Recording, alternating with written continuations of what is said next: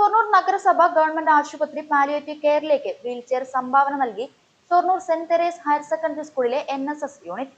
ബുധനാഴ്ച രാവിലെ നഗരസഭ അങ്കണത്തിൽ നടന്ന ചടങ്ങിൽ പ്രിൻസിപ്പൽ ഡി സിമി നഗരസഭ ചെയർപേഴ്സൺ അഡ്വക്കേറ്റ് പി നിർമ്മലയ്ക്ക് വീൽചെയർ കൈമാറി.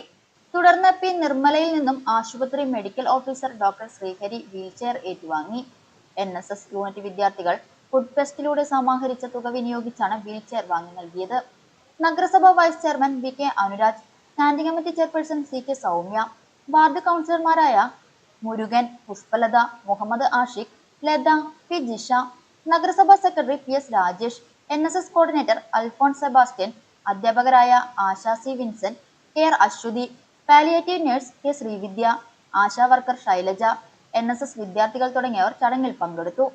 ഇത്തരത്തിലുള്ള നിരവധി ജീവകാരുണ്യ പ്രവർത്തനങ്ങളാണ് ചുരുങ്ങിയ കാലയളവിൽ Shoranur saint Teresa's higher secondary സ്കൂളിലെ NSS യൂണിറ്റ് നടപ്പിലാക്കി വരുന്നത്.